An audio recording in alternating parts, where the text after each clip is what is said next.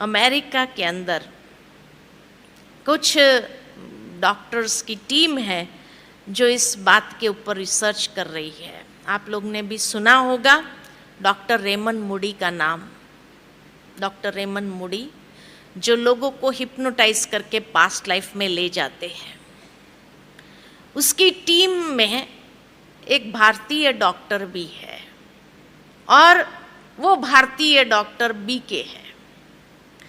और उनकी टीम में ये डॉक्टर्स इसीलिए अलग अलग भाषाओं वाले उसने रखे हैं ताकि जब पास्ट लाइफ में ले जाते हैं और कई बार वो उस भाषा में बोलने लगते हैं तो क्या बोल रहे हैं पता नहीं चलता है।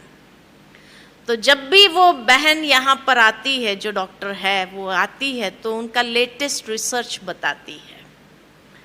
तो जब पिछली बार जब आए थे तो उन्होंने एक बहुत वंडरफुल बात सुनाई। तो कहा कि जब उनको पास्ट लाइफ में ले गए, अधिकतर जितने लोगों को ले गए वो लोग, तो उनसे एक सवाल बहुत कॉमन पूछा और वो सवाल था कि जब आप शरीर छोड़ते हैं उसके बाद कहाँ जाते हैं? सीधा दूसरे शरीर में प्रवेश करते हैं या भगवान जैसी कोई चीज है और उसके पास जाते हैं और भगवान आपको फाइनलाइज करते कि आपको ये घर में जन्म लेना है, ये घर में जन्म लेना है, कहाँ जाते हैं? तो जब उन्होंने ये सवाल पूछा तो मेजॉरिटी ने यही जवाब दिया कि शरीर छोड़ने के बाद हम एक लाइट की दुनिया में जाते हैं और वहां एक बहुत पावरफुल लाइट से मिलते हैं। शायद वही भगवान था। का कैसे पता चला आपको कि वही भगवान था?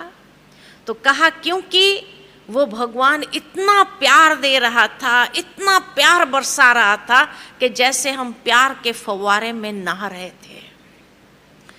इतना प्यार भगवान के सिवाय कोई नहीं कर सकता है, इसीलिए वही भगवान था।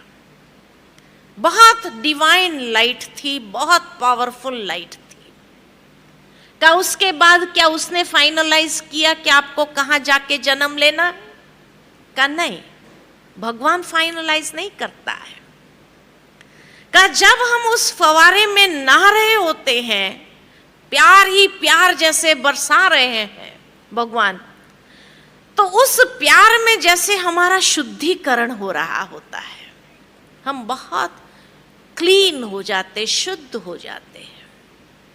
और ऐसे शुद्ध जब हो जाते हैं, बहुत लाइट फील करते हैं, उसके बाद हमारे सामने हमारी जीवन यात्रा की एक फिल्म की तरह पूरी जीवन यात्रा हमारे सामने से गुजरती है।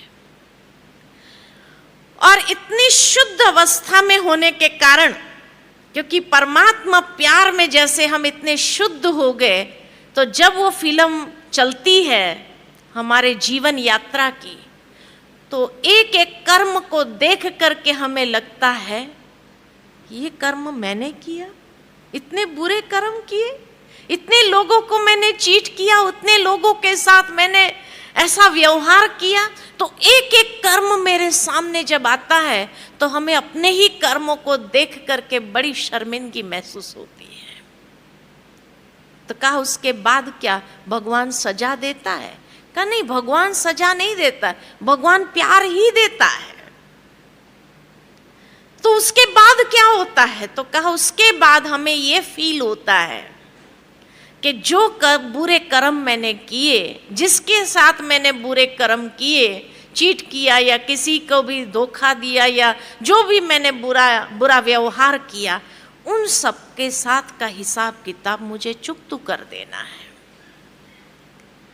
और इसलिए हम वहां से वापस आते हैं और वापस आने पर हम खुद डिसाइड करते हैं कि मुझे कहाँ जन्म लेना चाहिए, ताकि उन आत्माओं के साथ मैं जल्दी से जल्दी हिसाब चुकता कर दूं। तो हम डिसाइड करते किस घर में हमें जन्म लेना है। उसके बाद हम ये डिसाइड करते हैं कि ये कर्म का फल हम कैसे चुकाएंगे, इसके लिए होनी को फाइनल करते हैं। डेस्टिनी को फाइनल करते हैं कि ये डेस्टिनी होगी और ये कर्म का हिसाब हम ऐसे चुकतू करेंगे। तो सारी जो डेस्टिन्ड बातें हैं उसको हम फाइनलाइज करते हैं। इसलिए कहावत है, होनी को कोई टाल नहीं सकता है, क्योंकि वो होनी हमने ही फाइनलाइज की होती है। उसके बाद उन्होंने कहा, बहुत सटल बातें उन्होंने सुनाई और कहा उसके बाद जब होनी फाइनल हो जाती है, सारी होनियों को फाइनल कर देते हैं, उसके बाद हम ये भी फाइनलाइज करते हैं कि किस दिन हमारा जन्म होगा। तो जन्म की तारीख को फाइनलाइज करते हैं और उसके बाद ये भी हम फाइनलाइज करते हैं कि ये हिसाब चुकाने के लिए हमें कितने साल चाहिए। तो आयुष्य को फाइनलाइज करते कि भाई 5 साल चाहिए, 15 साल चाहिए, 50 साल चाहिए या 100 साल चाहिए, कितना साल मुझे चाहिए ये हिसाबों को चुकतू करने के लिए। तो आयुष्य को फाइनलाइज करते हैं और आयुष्य को फाइनलाइज करने के बाद हम ये भी फाइनलाइज करते हैं कि ये शरीर छोड़ने के लिए कौन सा कारण बनेगा, कौन सी होनी बनेगी। उस मृत्यु का कारण भी हम फाइनलाइज करके फिर उस दिन को भी फाइनलाइज करके हम जन्म लेते हैं या शरीर में प्रवेश करते हैं। इसीलिए कहा जाता है जन्म और मृत्यु की तारीख को कोई बदल नहीं सकता है। दूसरा ये भी कहा जाता है कि जोड़ियां ऊपर से बन के आती है। क्यों ऊपर से बन के आती है? क्योंकि हमने ही फाइनलाइज किया होता है कि कौन सी जोड़ी मुझे चाहिए अपने कर्मों का हिसाब किताब सेटलमेंट करने के लिए। ये हम ही फाइनलाइज करते हैं। का उसके बाद क्या आपको याद रहता है? तो कहा 2 साल तक हमको बहुत अच्छे से याद आता है कि हम किस लिए इस संसार में आए हैं। और उसके बाद जो जो व्यक्ति हमारे सामने आते हैं, हम उसी समय उनको जिसको दुख दिया होता है उनके सामने मुस्कुरा करके उनको सुख देने का प्रयत्न करते हैं।